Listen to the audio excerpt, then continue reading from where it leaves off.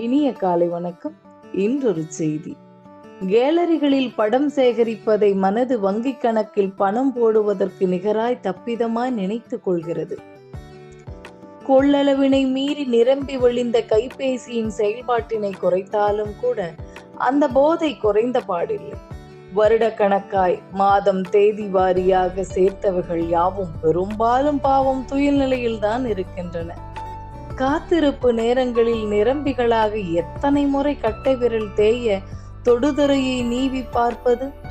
தேடும்போது தேடுகின்ற படம் கிடைக்க பெறுபவர்கள் எல்லாம் பாக்கியவான்கள் தான். எடை குறைக்கும் ஆர்வத்தில் உடற்பயிற்சி கூடத்தில் எடுத்துக்கொண்ட சுயமிகள் தேவையில்லாமல் கண்ணில் படுகையில் பருமனாகி போனோமே என மனம் கனக்கும். ஏதோ ஒரு திருமணத்தில் எடுத்துக்கொண்ட படத்தை பார்க்கையில்தான் இந்த உடையை சமீபமாக உடுத்தவில்லையே என தோன்றும்.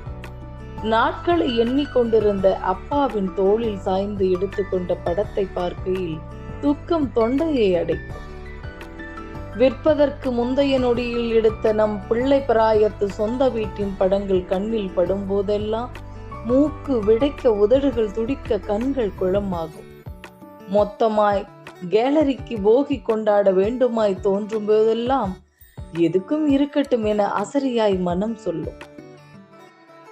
உச்சி மர கிளையில் மூக்கோடு மூக்கு உரசிய காகங்கள், வினோதமாய் கார் மீது படுத்துறங்கிய பூனைக்குட்டி, நெடுஞ்சாலை பயணத்தில் துணையாய் வந்த அந்தி நேரத்து சூரியன், நம்மை முந்தி சென்ற வாகனத்தில் எழுதியிருந்த விசித்திரமான வாசகம், பழைய ஆல்பங்களில் இருந்து பிரத்யேகமாய் எடுத்து நம் கேலரியில் சேமிக்கப்பட்ட படங்கள், உப்பி வந்த பூரி, உடையாமல் வந்த குழாய் பொட்டு, தோட்டத்தில் பூத்த முதல் செம்பருத்தி, இப்படி எத்தனை நினைவுகளை இந்த கைபேசி சுமந்து கொண்டிருக்கிறது.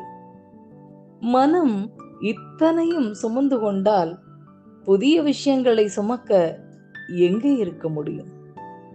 இந்த கைபேசியில் நிகழ்வுகள் எல்லாம் முக்கியமானவற்றை மட்டும் வைத்துக்கொண்டு நாம் அழிக்க பழக வேண்டும். அப்படித்தான் வாழ்க்கையில் நம் மனதில் இருக்கின்ற தேவையில்லாத எண்ணங்களை அழித்தால்தான், மனமென்ற குப்பை தொட்டியில் இருக்கும் வீண் குப்பைகள் வெளியேற்றப்பட்டால்தான் புதிய விஷயங்களை உள்வாங்கி ஆர்ப்பரிக்கும் வாழ்க்கையை வாழ முடியும் என்று சொல்லி இந்த நாள் உங்களுக்கு மிகச் சிறப்பான நாளாக அமைய என் வாழ்த்துக்கள்.